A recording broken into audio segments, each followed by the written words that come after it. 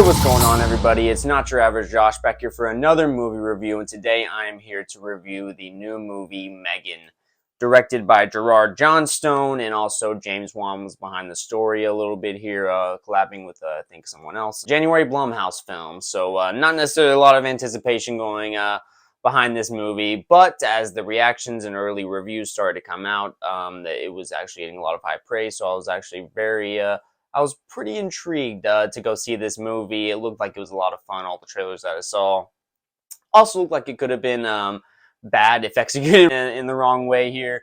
But also just looked like it could be a lot of fun if done the right way. And I am very happy to say that this movie was done the right way. I think this was a very fun movie, and at times very poignant and actually real, and just a level of realism in this movie that I didn't expect. I didn't expect like I said, the realism and the realistic life conflicts, life themes that are in this movie. That was really actually pretty surprising to me, and I quite enjoyed as well. Before I go any further with this movie review, I do want to say, if you're watching this, go ahead and give this video a like, leave a comment if you want to, if you agree or disagree about my thoughts on this movie. That is very much appreciated. You can also subscribe to this channel if you're watching this for the first time. I appreciate that as well. I'm just a new channel, just starting out, so I appreciate any support that I do get.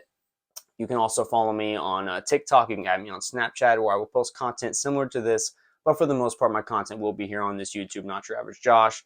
So again, I just appreciate any support I do get, but let's continue to talk about M3GAN. A robotics engineer at a toy company builds a lifelike doll that begins to take on a life of its own. That is really kind of the brief description of this movie. If you haven't seen the trailer, that kind of basically summarizes what this movie is about.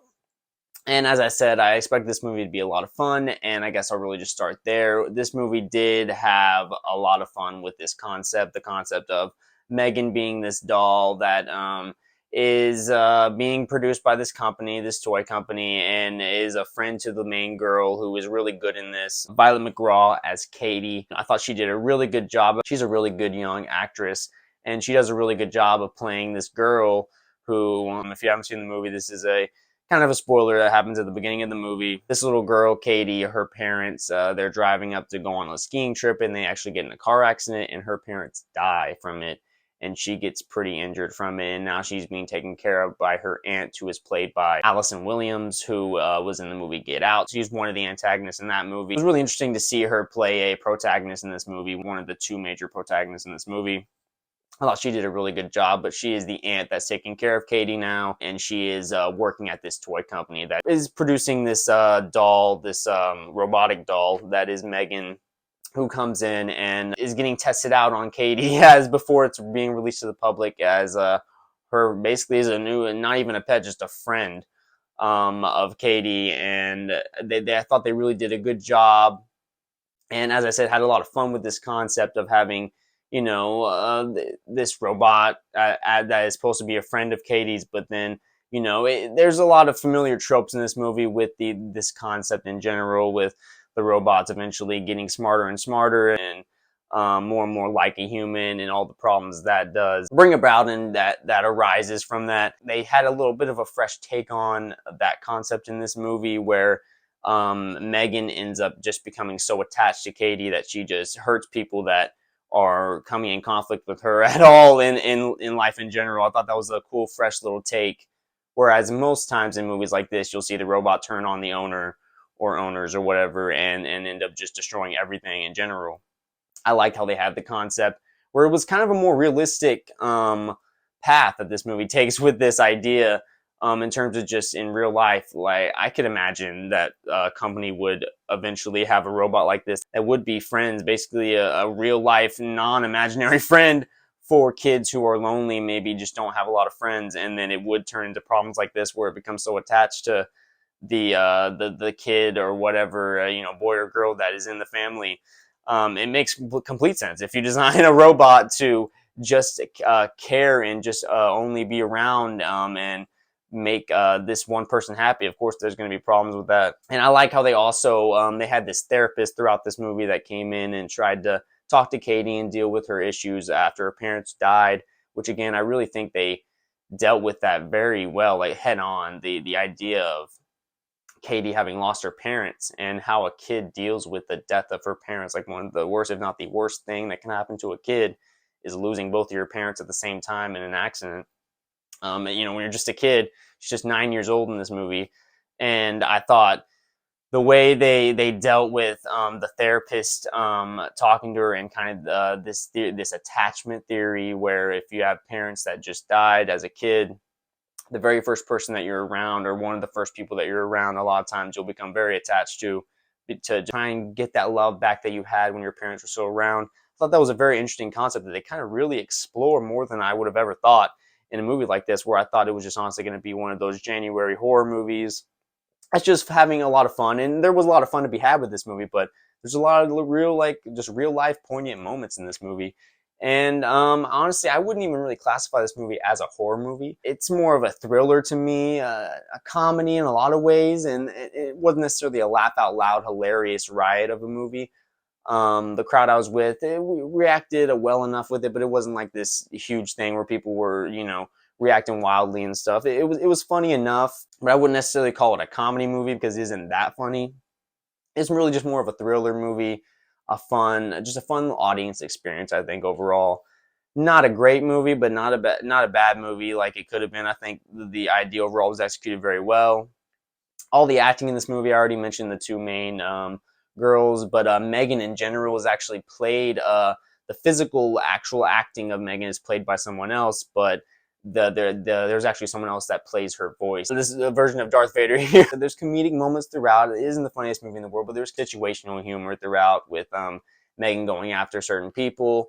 And honestly, without spoiling really much of anything, there isn't too much death in this movie. Like I said, it's not really much of a horror movie overall, I would say. But you can definitely tell where they made sure this would stay PG-13. I had heard that there was going to be an unrated version that eventually gets released or whatever.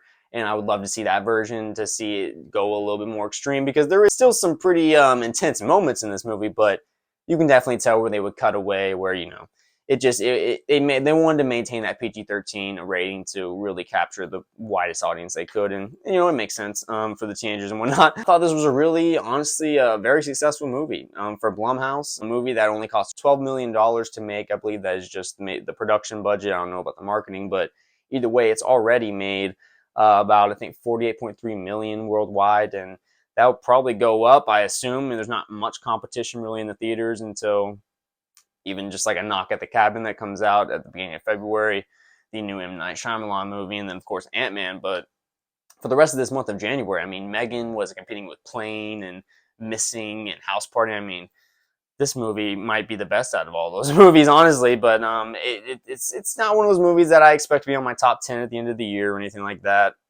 But it is, I think, a very successful January movie. For, you know, a lot of January movies are just thrown out and can be real shit bags, you know, over the years, just throughout time. But this movie was, the idea was very well executed. I thought the runtime was really good in this movie. The pacing overall, I was never bored. I was constantly entertained.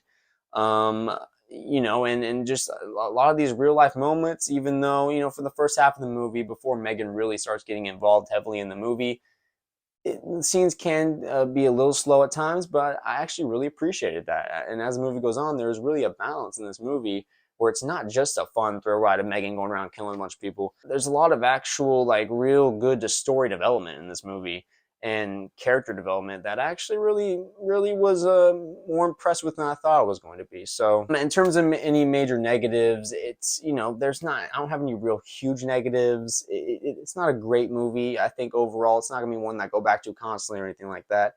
It was just fun time and had some more deeper moments I really enjoyed.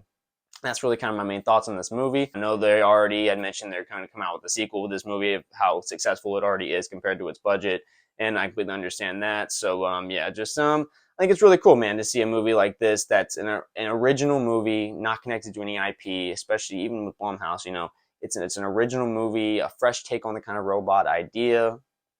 And yeah, I just thought it was really fun. I definitely would recommend it, and definitely would say go check it out. I'm going to give M3GAN a 7.5 out of 10.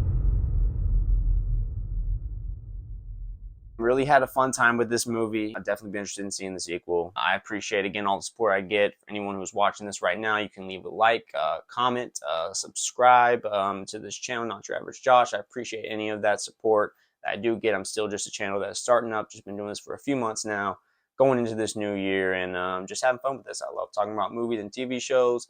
It's just a passion of mine. So I appreciate all that.